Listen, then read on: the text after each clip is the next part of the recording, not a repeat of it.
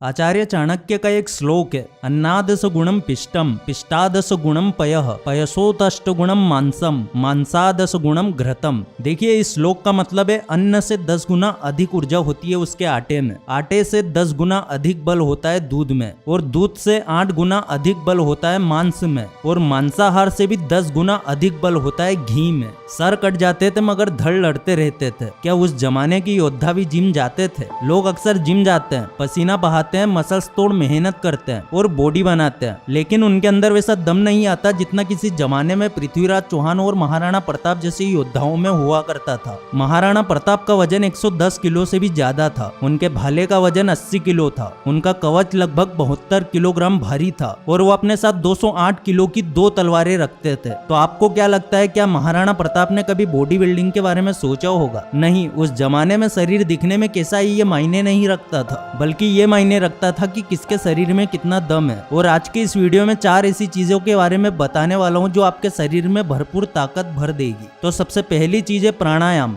जिसको प्राणायाम के बारे में ज्यादा कुछ पता नहीं है वो ये सोचेंगे कि भला सांस अंदर बाहर करने से शरीर में ताकत कैसी आएगी। वैसे बात तो सही है, क्योंकि सिर्फ प्राणायाम से शरीर में बल नहीं आता है, इसके लिए आपको कुछ नियम भी फॉलो करने पड़ते हैं, जिसमें से सबसे पहला नियम है हेल्थी डाइट। प्राणायाम और फास्ट फूड दोनों काम साथ नहीं हो सकते। अगर आपको सही में प्राणायाम के पूरे फायदे लेने हैं तो फास्ट फूड से दूर हो जाना है, और फिर देखो तुम्हारी लाइफ में कैसे कैसे माइंड ब्लोइंग चमत्कार होते हैं। दूसरा द मोस्ट इम्पोर्टेंट नियम है वीर्य रक्षा। जैसे ही आप वीर्य रक्षा शुरू करते हैं, वीर्य धीरे धीरे आपके शरीर में ऊर्जा बन के फैलने लगता है, जिससे आपके शरीर में बॉडी बिल्डिंग के लिए जरूरी टेस्टोस्टेरोन का प्रोडक्शन भी बढ़ने लगता है। इसका आपको सबसे बड़ा एडवांटेज ये मिलता है कि वीर्य रक्षा और प्राणायाम के साथ जब आप बॉडी बनाते हैं तो वो मसल्स नेचुरल होती है, जो लाइफ टाइम आपके साथ रहती है। जो इंसान किसी भी तरह से अपना वीर्य नाश करता है उसके शरीर में वो वाला बल कभी नहीं आ सकता जो चंद्रशेखर आजाद में था, जो भगत सिंह में था, और जो बल स्वामी विवेकानंद जी के शरीर में था। जब भगत सिंह जेल में थे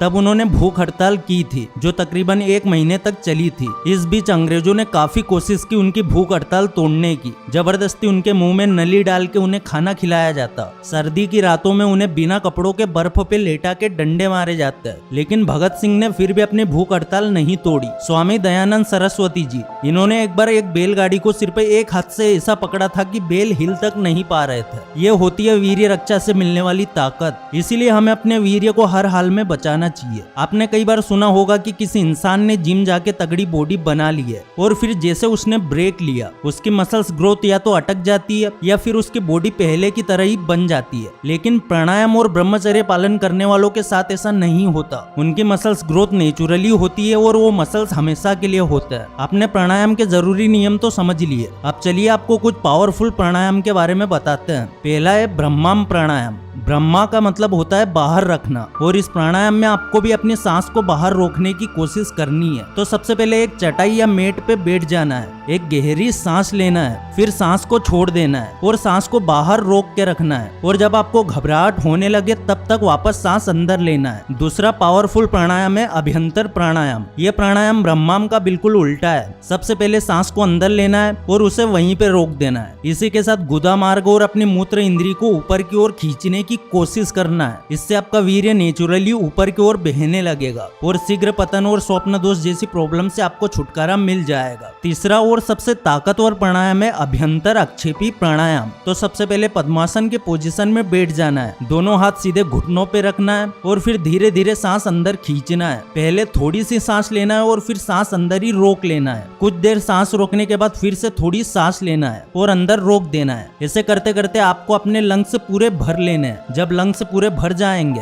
तो कुछ देर तक सांस को अंदर रोक के रखना है और फिर धीरे धीरे छोड़ देना है। सांस को एक साथ नहीं छोड़ना है, जैसे आपने सांस अंदर ली थी वैसे ही बाहर निकालनी है। तो ये 3 प्राणायाम इतने पावरफुल है कि जैसे जैसे आप इसमें महारत हासिल करते जाएंगे आपको इसकी शक्ति का एहसास होने लगेगा। और दोस्तों ये प्राणायाम आपको कम से कम 3 बार और ज्यादा से ज्यादा 21 बार करने हैं। शरीर में बल बढ़ाने का अगला तरीका है कुंभक के साथ दंड बैठक। कुंभक का मतलब होता है सांस रोक के रखना। अगर हम सांस को अंदर लेके रोके तो उसे आंतरिक कुंभक कहा जाता है, और अगर आप सांस बाहर छोड़ के बाहर ही रोक दे तो उसे वाहा कुंभक कहा जाता है। तो आपको दंड बैठक के साथ कुंभक करना है। कुंभक के साथ दंड बैठक लगाने से आपका स्टेमिना बढ़ता है और मसल्स ग्रोथ के लिए साथ ही आपकी अंदरूनी ताकत भी बढ़ती है। अब मैं आपको ताकत बढ़ाने वाली है किसी चीज के बारे में बताने जा रहा हूँ जिसका इस्तेमाल हमारे देश में सदियों से नहीं बल्कि युगों से किया जा रहा है, और वो है घी। आज के जमाने में घी का नाम सुनते ही कई लोग मुंह बनाने लगते हैं, लेकिन घी आपको कितनी ताकत दे सकता है इसका आप अंदाजा भी नहीं लगा सकते। अगर आप साइंटिफिक तरीके से घी की न्यूट्रिशन वैल्यू देखेंगे तो आपको इसमें सिर्फ फैट और कैल्शियम दिखेगा। लेकिन दोस्तों आपको एक बात बता दूं कि हमारे शास्त्रों में कहा गया है कि चिंता करने से रोग बढ़ते हैं, दूध पीने से शरीर बढ़ता है और घी से वीर्य बनता है। घी के अंदर 50% तक सैचुरेटेड फैट्स होते हैं जिससे बॉडी में टेस्टोस्टेरोन का लेवल बूस्ट होता है और अल्टीमेटली इससे हमारा वीर्य शक्तिशाली बनता है। अगर आप कभी गांव में रहे हैं तो आपने कभी ना कभी सुना होगा कि पुराने जमाने में वो भाई साहब बहुत घी खाते थे और इसीलिए उनमें इतनी ताकत थी।